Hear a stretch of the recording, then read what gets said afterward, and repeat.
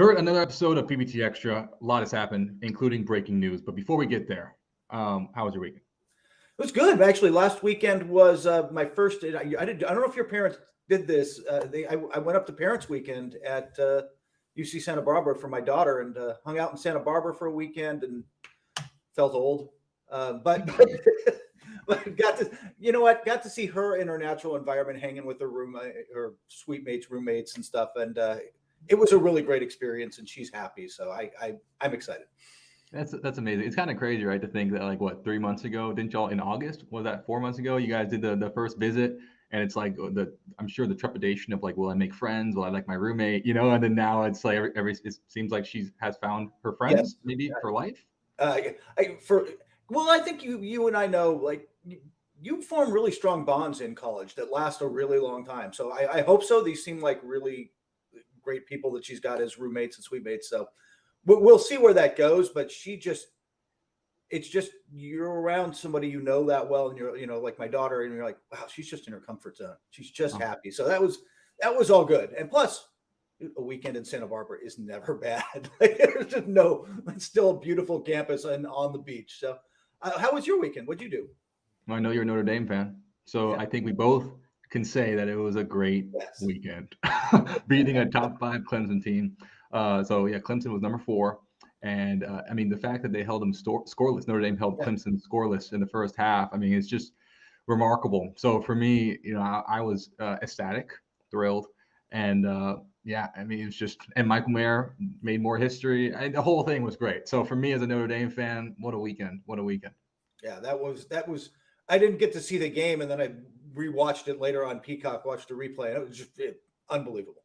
Yeah. It's funny. It's the team is just we're not going to get into it, but they're sitting at 6-3, 3 more games left, got a top 10 match against USC in your neighborhood, the final game. And that USC game, Kurt, I'm telling you, that's what a cool rivalry, USC Notre Dame. And to especially with the implications of can you salvage the season? You start off with Ohio State in top 5, goes disastrously bad for the program. And then can you salvage it? And, after winning at that point, it'd be, who knows, 8 out of 9 or something ridiculous, straight games, and then in beating a top 10 USC team. It'd be pretty sweet for Notre Dame. But we have a lot of basketball news to get to, so we just got to get straight to it. Jacque Vaughn was interim coach of the Brooklyn Nets. Now he's the full-time head coach. Excuse me. What do you think about this? Right now, the Nets are 2-2, 500 under his tenure. Do you think this is a good move by the organization? Yeah, I think it's a stabilizing move. It was my first thought, which is with all the chaos swirling around with Kyrie Irving and everything else, there was, let's just put it out there. There was talk of them hiring out of the gate, Ime Udoka. That was the name that came up. He was a former Steve Nash assistant. Kevin Durant really liked him. That was the direction they were going to go. But this is a guy who was suspended for a year for an improper relationship in Boston, affair that had all sorts of stuff around it. And we don't have the full picture, but it was enough that the Celtics said, hey, our coach that took us to the finals last year, we're suspending him for the year. It was that serious. Can you imagine the blowback, Corey, if they just hired him? So in that sense, I think Udoka's, he's a good, solid coach, but it avoids, that would have been such a PR disaster, Corey. And this is also the whole concept for Sean Marks. He grew up he's very well, I would say, educated in the Spurs system, right? Yeah. And so Ime Udoka also coming from that family tree as far as a school of thought. But guess what? Jacque Vaughn also came from that school of thought. So you're right. I feel like if you're looking at a stabilizing move, but still want to get back to what made the Nets the desirable destination that made Kyrie Irving and Kevin Durant want to go there in the first place, building that core team that Sean Marks was doing so well back a couple of years ago, you just get back to what works, right? And this is just anything else. When you start hitting a really tough area, or you start hitting adversity, that's the word everyone likes to use, just return to the fundamentals. And I think Sean Marks and the organization is doing exactly that. What got us here? Let's go back to square one. Stable moves that are in line with what we learned from the Spurs organization, from all of our tenures. And I think this is actually a very good move. And remember, we talked about before, Kurt, I think what happened in Atlanta is going to happen here, especially with the most recent move of suspending Kyrie. What was your take on that at least 5-game suspension without pay. I think first off, I think it will be more than 5. Just talking to people around the league and stuff, that 6th game he could come back for would be against the Lakers in Los Angeles on Sunday.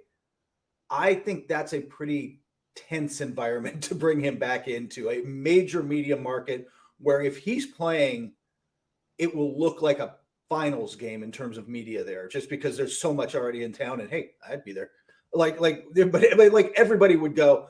That intensity going up against his former player LeBron, I got a feeling it's not happening that fast. Like it's going to take a little longer. And they laid out 6 steps for his return.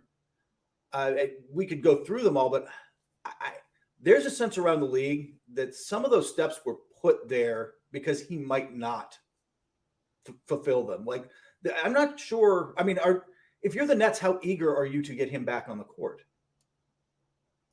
Yeah, I mean, I think the crickets would tell you.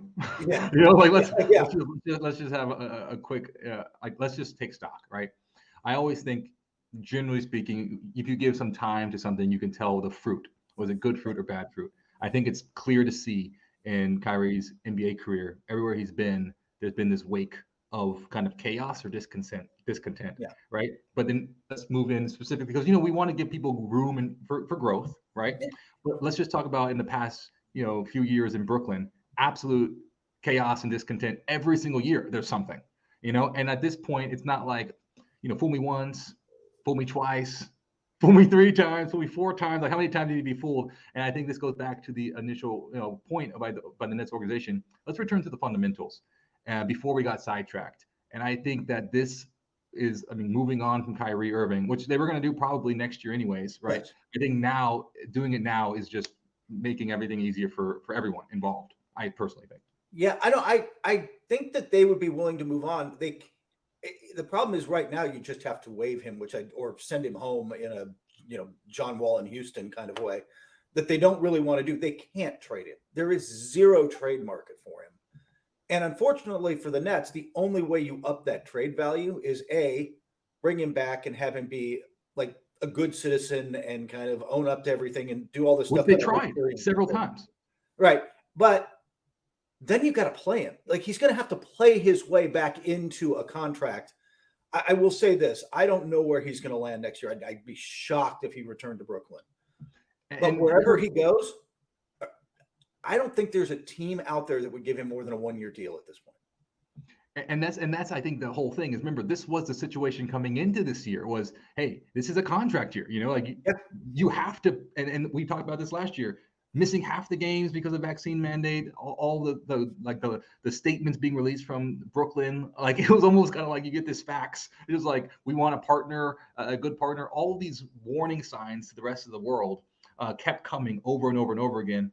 Then that's the backdrop for this season of, hey, you need to play your way into reestablishing your trade value. And this happens, 10 games into the season. So my point is that, like, fool me once, fool me twice. This keeps happening on every level you just said, from being a good citizen to playing your way, reestablishing your trade value. At a certain point in an organization, you got to say, let's just cut our losses. And I think that the Joe Tsai, you saw, especially this past few months, his patience with Kevin Durant over the summer, and then the patience with Kyrie Irving, like, it's really admirable. I got to say, Kurt, it makes me feel like, sometimes you're like, were you too patient?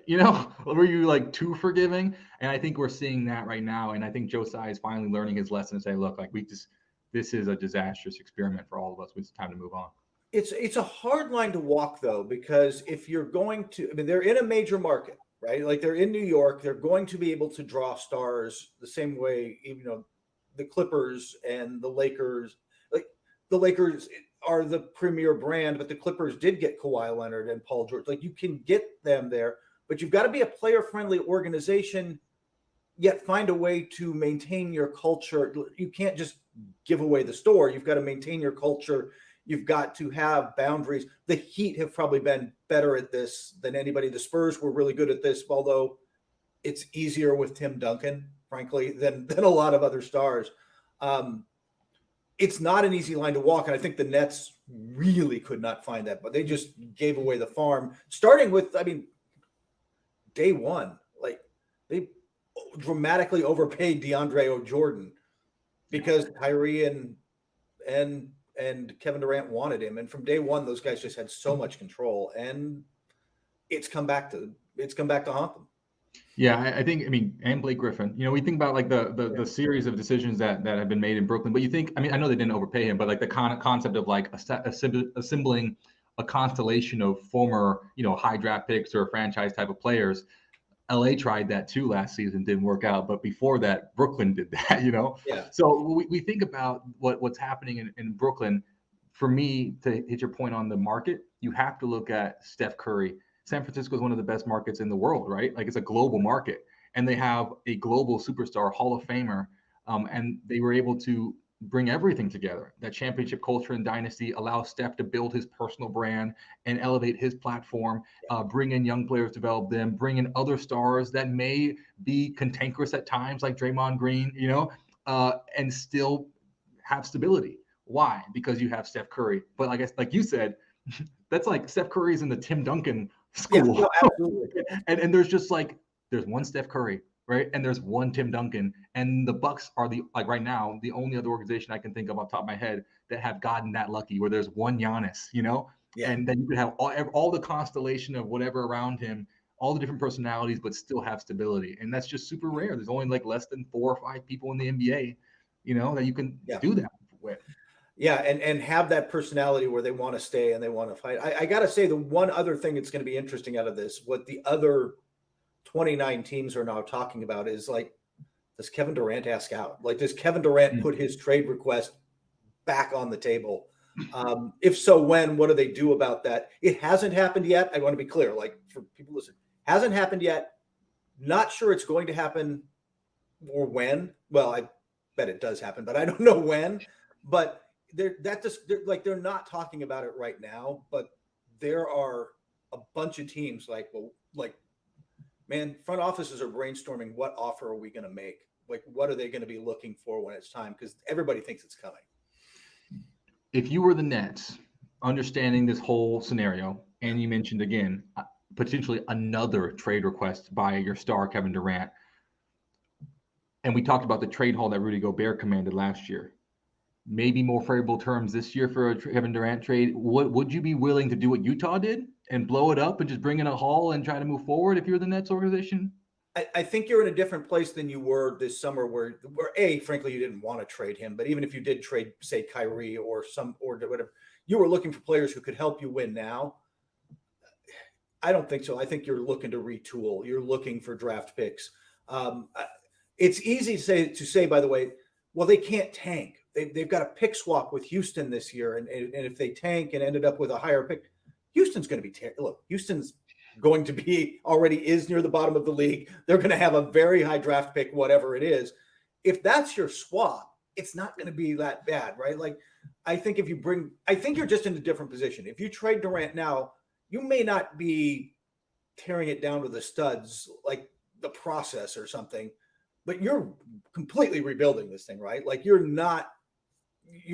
just, I mean, you're going to move Joe Harris. You're going to move Seth Curry. You're going to bring in young guys. This becomes a rebuild, a complete retooling. And something to look at moving forward, because the Nets have a lot of difficult decisions to make. But on the other side, one of the top, because we always talk about the upper echelon of the Eastern Conference. No one's, more like they own property. Like, this was a monopoly, it'd be the Bucks, right? They own everything. They're always like 1, 2, 3. They just live in the upper echelon, the nicest neighborhoods on our monopoly board, the NBA monopoly board. They're 9-1, Kurt. And the best way I can paint this picture for you is I watched one of the games this weekend. Giannis didn't even dress. He was wearing like this yellow kind of like mustard color, Nike sweatsuit or something.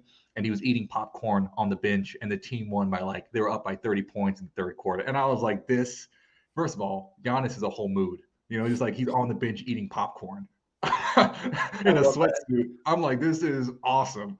And secondly, I'm like, the Bucks are playing without Chris Middleton and Pat Connaughton and without Giannis, and they're playing this well. What's going well for them? Everything. I mean, honestly, the offense has been, statistically at least, it's kind of middle of the pack. They really haven't been firing on all cylinders, which is, Giannis has played maybe the best basketball in the league, certainly right there. Like he would, it's way too early to have an MVP conversation, but he would be in that kind of conversation right now. But they just know who they are and what they're doing and who they can plug in. And Grayson Allen can plug in here, and Drew Holiday's playing well. And the offense is good enough, and they are playing elite defense right now. One of the top defenses. I think statistically the top defense in the NBA. If it slipped a little the last couple of days and it's still in the top handful, they're just getting stops. And again, I think that we've talked about this.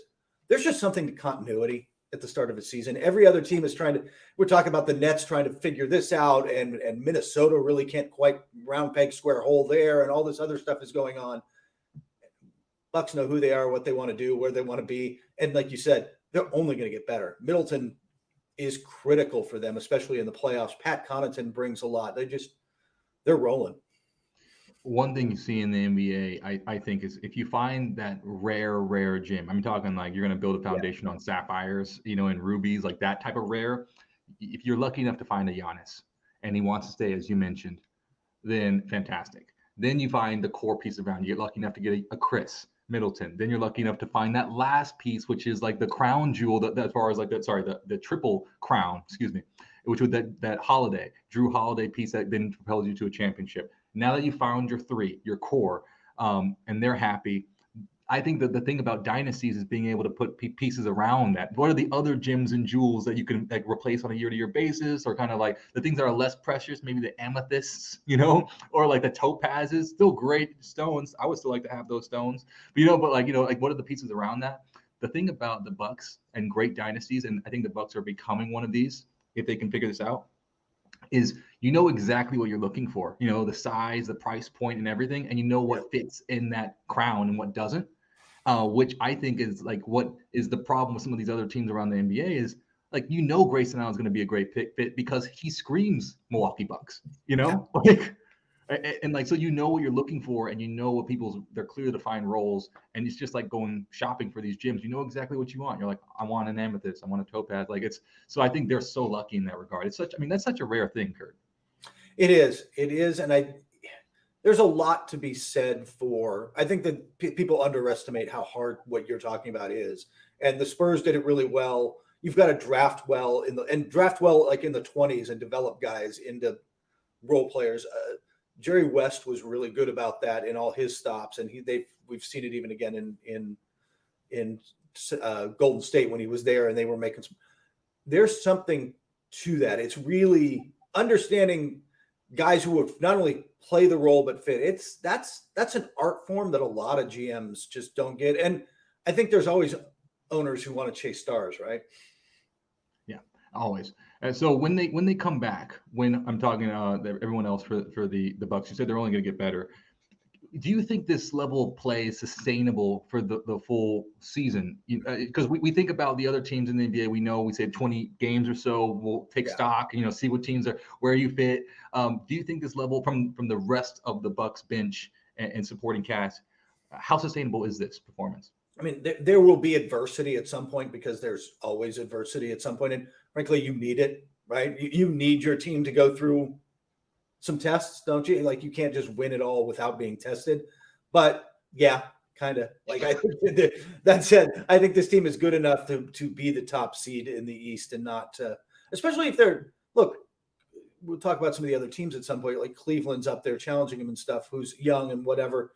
But some of the teams we thought would be pushing them. Boston is good, but they're not quite the same without Robert Williams, and they're not going to get him back until, mid-season some point. Miami's gotten off to a slower start than expected. Some of these teams that we thought might push them in the regular season just aren't. Yeah, right now it's funny because like if we were going back to that NBA Monopoly board, the other teams are kind of like scrambling a little bit, and then the Bucks are just picking up properties all over the place at a time when they got more cash coming real soon. So I'm like, man, this is starting to get pretty crazy in the East as far as that solid grip at the number one spot. So we talked about the MVP briefly, way too early, super early, but we have to mention Luka Doncic, don't we? I mean, every year we always say, Kurt, he's going to win MVP, or he's a candidate. At least he's going to be in the conversation. But right now, I mean, he has 9 straight games, just like this thinking, 9 straight games with over 30 points. And the comp, because everyone needs comp. How good is that? you're talking. You're in the same conversation. The only other person is Wilt Chamberlain. It's kind of like what? So when you think about his performance, how is this start to an MVP season for Luka? Anytime, I just have a rule of thumb, like anytime your name comes up in a record conversation with Wilt Chamberlain, you're doing something right? Like he was putting up like video game numbers back in the 60s and 70s. I think first off, and we talked a little about this before, coming in off of Eurobasket, it was huge for him, right? Like he started really slowly last year. He's traditionally not kind of played his way into shape at the start of seasons. Not this year. He was, focused for that and came in. I think that helped. I guess my question, Corey, well, I mean, ultimately winning MVP, they're going to have to keep winning a lot of games, which I think they can do. But my ultimate question, Corey, is can he keep this up without that secondary playmaker, or does it eventually catch up with him? Does that load catch up with him, Corey? No. I think what we see here is this. So a couple of things.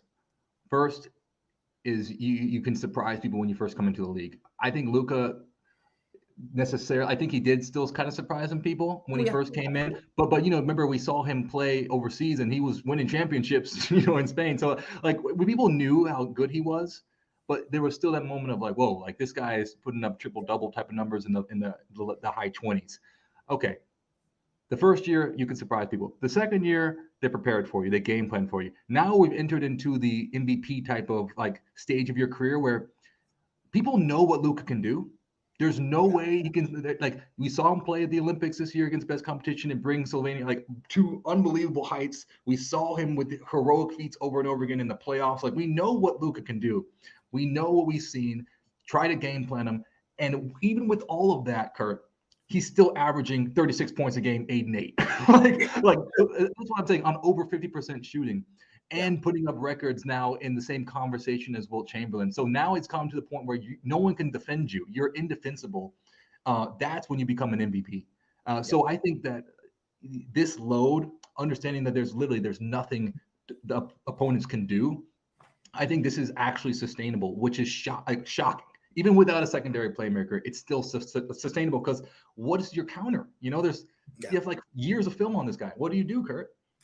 I think you mentioned the thing that always most impressed me. It's he can put up points and he's got this ability to kind of find his way to get 8 rebounds and 8 assists a game. He is not just a scoring machine. Like he is a well-rounded player. And if you throw enough length and doubles at him, he's just going to find other guys. And he is so hard to defend. It's just ridiculous.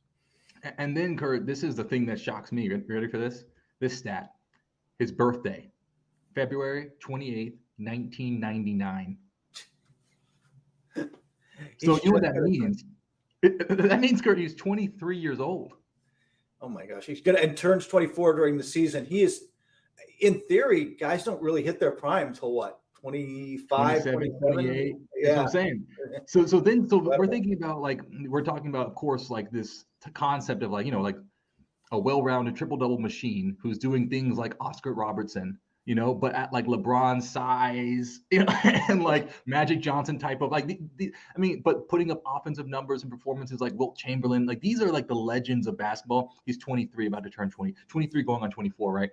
So for me, when I look at this, Kurt, I start thinking to myself, I don't think it's the shape thing, can you come in the season in shape? I think right now we're entering the reps conversation, the experience conversation, and what the Eurobasket. I think that experience playing Eurobasket gave Luka more reps, just like last year the Olympics gave him more reps. And I think the more reps he gets, the more he's indefensible. It's just more practice, especially being 23. So now it's kind of like just acquiring reps. And I think that's why we're seeing him getting off to such a strong start this season.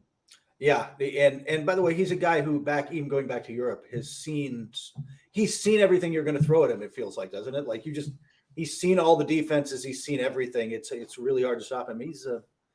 He's must watch TV too. So. And it's weird, Kurt, because like if you look at a lot of like musicians and stuff, you think, oh, this guy, this person, this man or woman, overnight success. But you don't see that their first mixtape, like you don't see the first mixtapes or whatever before the debut album, and I think that's kind of what we see here is that like, oh, when this person won 10 Grammys or 5 Grammys in the night, like where do they come from? Best new artist. It's like actually they have 8 years of industry experience. They've been a child musician in child bands and doing all that stuff. Same thing with TV. Oh, first Oscar nomination. Actually, I have 10 years under my belt.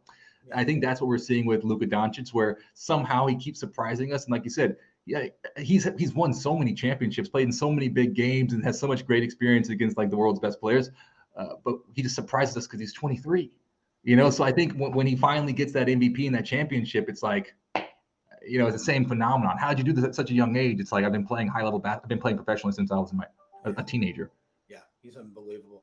Look.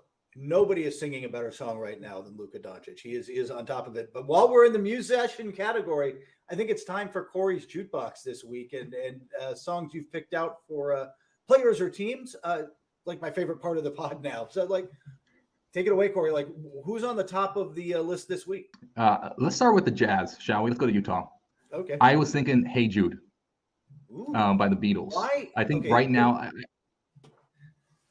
I think right now I'm thinking moments, right? Like I'm not thinking the whole season forecast. I'm just thinking week to week kind of thing. So it seems like you're a little surprised by my "Hey Jude." That's not like immediate. That doesn't just jump out to you. No, it didn't.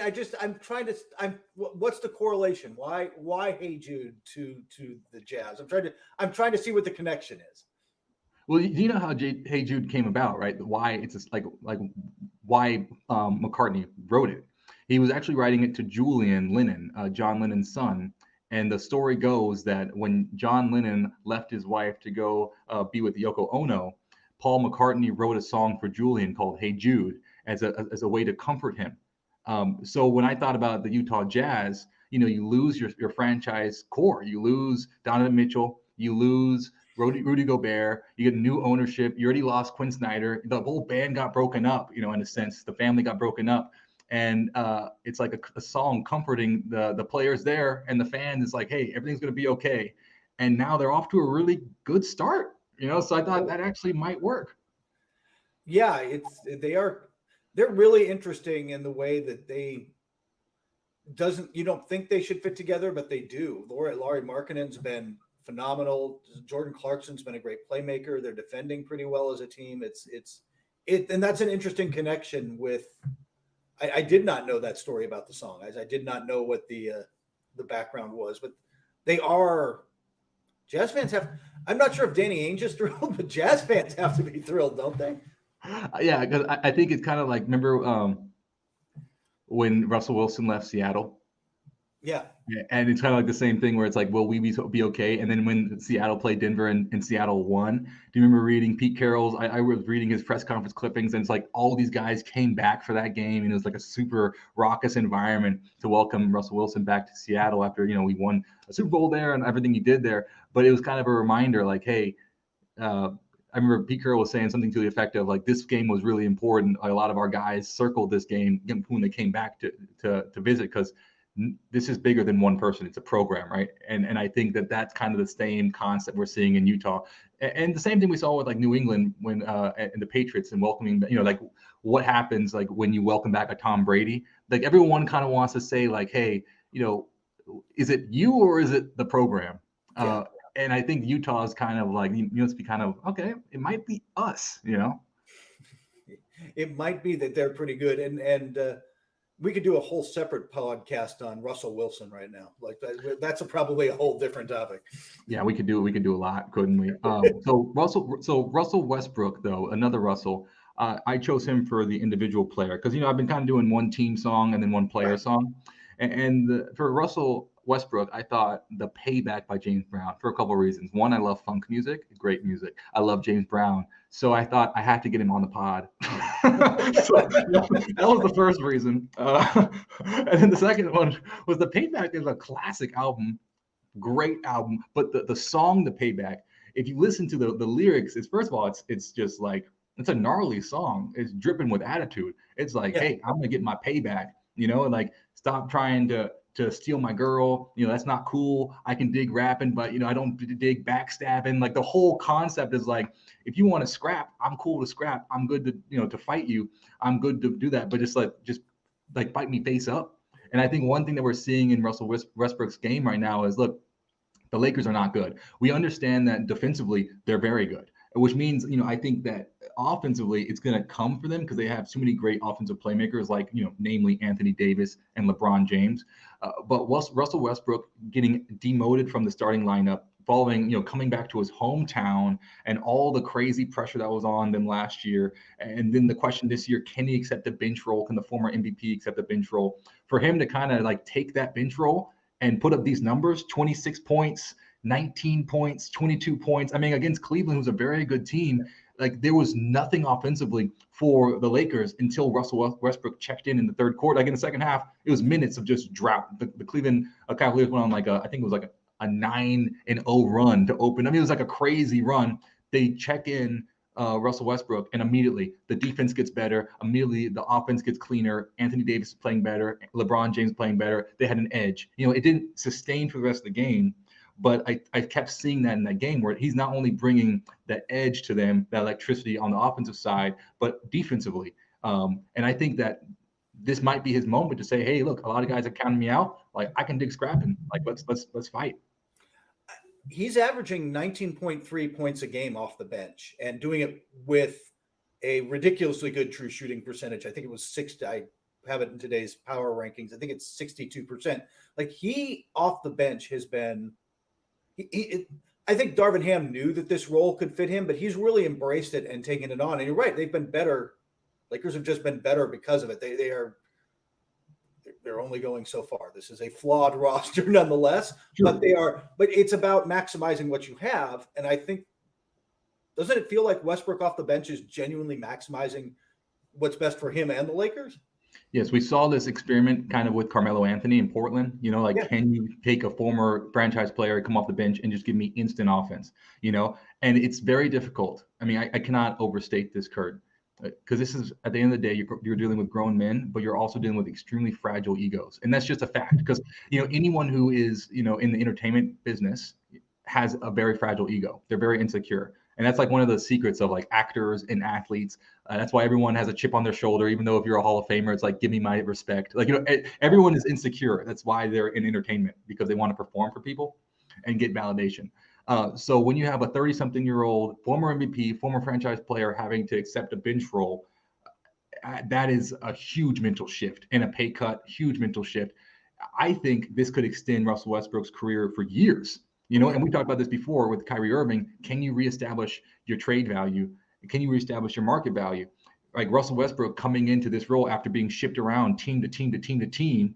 This performance, 19 points a game, like you could become a 6 man of the year type of player for us and give us instant offense. Like that could easily reestablish his market value and give him another 8 years of really good basketball. Yeah. And whether that's with the Lakers staying at home or whatever, if he's willing to accept this 6-man role, there are a whole lot of teams that would be happy to plug him in. And he genuinely could go chase a ring, like, there's a lot of teams that could use that kind of firepower off the bench. You need depth to succeed in the playoffs and get there. And yeah, it does open up. If he's willing to do this, and he's, to his credit, he seems willing to do this. You're right. It is payback. He has shut up a lot of Laker fans who wanted him shipped. They would have traded him for a bag of Doritos at that point. Like they would, and he's been good. Yeah. And so, I mean, it's amazing. Like I said, it's amazing to see how people adjust. We don't know if this is going to last, but I just wanted to make sure we gave him his credit because he has been the scapegoat for a while now. And I think the conversation the narrative is starting to change. And I think it's just I think it's a really interesting moment. But with the Lakers generally, let's zoom out from Russell Westbrook and the payback and James Brown to the Lakers. You and I both know, and the whole world knows, like everyone who has ever seen a game of basketball knows that the LA Lakers revolve around one person, and that is Anthony Davis. He is the engine that makes that team great, decent, or out of order. do you think, or how likely is it that the Lakers can actually build around him long term? Because LeBron is getting older. I think that's really the question they have to answer this season is this the guy you can turn the franchise over to? And he's been their best player this year. He's played well.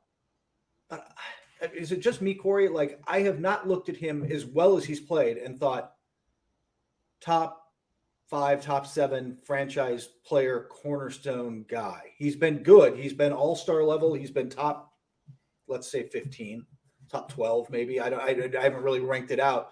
He's been good, but I don't know if he's been good enough. And I think that the Lakers, I will just say that there's talk around the league that, look, the Lakers have to rework this roster. And if you're going to do it fast around LeBron James and keep LeBron James as your anchor, do you trade Anthony Davis and get back as much as you can to help you win now? Make the kind of trade Brooklyn was sort of talking about trying to make, right? With, hey, we don't want to lose. We just want guys who can help us now. Could they do that with Anthony Davis? What could they get back? I mean, I know it's getting – I don't know if it's getting conversation in the Los Angeles front office, but I know other teams are kind of have thought they might have to go there because there's nothing else on this roster. Westbrook you can't trade at $47 million despite him playing a little better, and there's nobody else on this roster you're trading for anything of real value. If you're really trading somebody to retool the roster, it's Davis. Which I think is a massive mistake. I think we know what a LeBron James team without Anthony Davis looks like. Yeah. Anthony Davis has been injured a lot. And the fact of the matter is they're 8th in the Western Conference, 9th, 10th in the Western Conference. Like that's the level of play. And with LeBron playing incredibly well and with a cast of different all-stars. And we saw this with Russell Westbrook. We saw this with, with Carmelo Anthony. Like we saw this with Dwight Howard. Like we saw all these different pieces around him. Dennis Schroeder, and still they're 8th to 10th. So for me, it's kind of like, why would you trade your most valuable asset that everyone knows, it's clear that he is the reason they're a championship team or not. At this stage in LeBron's career, that's just kind of like the facts over the past few seasons. I will say though, Kurt, I do think Anthony Davis is a lot like Kevin Durant. I think that in the sense of like, when I think about their roles, I don't know if I see them as franchise cornerstones. I see them more as like a number 2 guy to assist a Giannis or a Steph. See what I'm saying? I do. I don't know if I'd put Durant there. I kind of still think of him as a number 1, but I got a feeling with Davis that might be the case, that he might be the ultimate number 2 kind of. You put him next to, right? I mean, if you plug him in with Giannis or you plug him in with whomever, they're going to be great. But he's not 1A on a championship level team. He's still, I mean, he put up really great back with the Pelicans, remember? I mean, carried them, put up big numbers. Huge number. But I'm saying they lost. Yeah, exactly. So to be fair, there was not much around him on that team. They were not winning. That was not Anthony Davis's fault. Yeah, true. But I mean, go back to Kevin Durant for a second. I think we both agree Anthony Davis is probably a number 2. And when I say number 2, I just want to make sure we 1A almost. Yeah, exactly. We want to make sure we're very, very clear here. At least for me, like I think like Scottie Pippen is Scottie Pippen's a Hall of Famer, but he's playing next to Michael Jordan.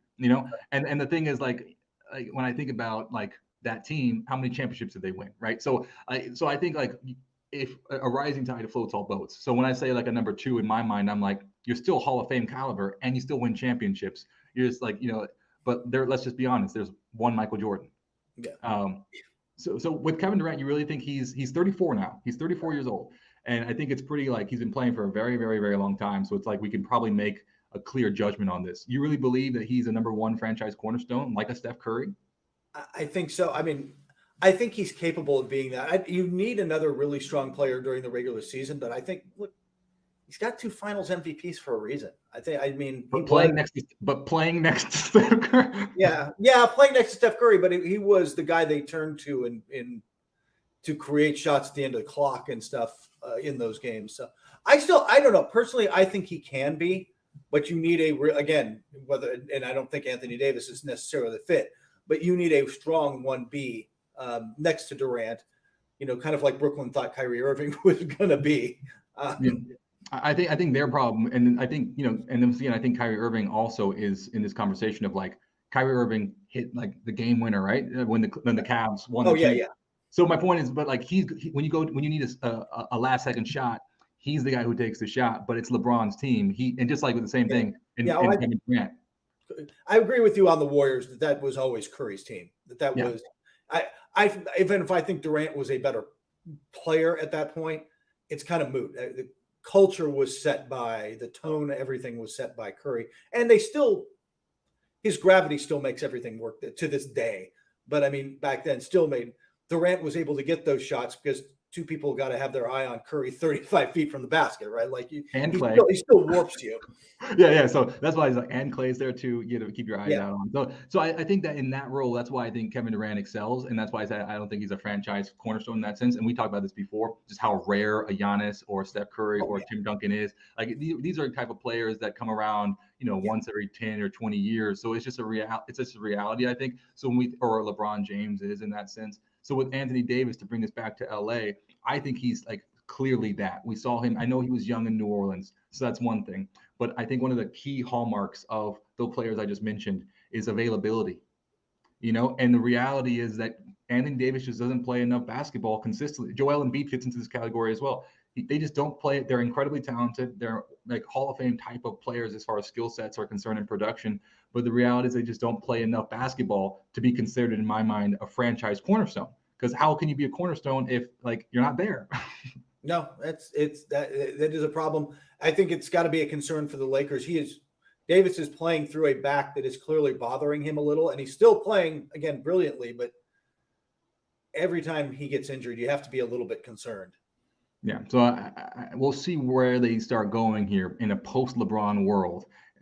It's an interesting thought experiment, and we could spend many minutes talking about it. But I think it's time to wrap up the podcast, don't you, Kurt? And let's go to our fun segment. It's one of my favorite parts every single week. This one is talking about the start of college basketball. Yeah. Who's your team?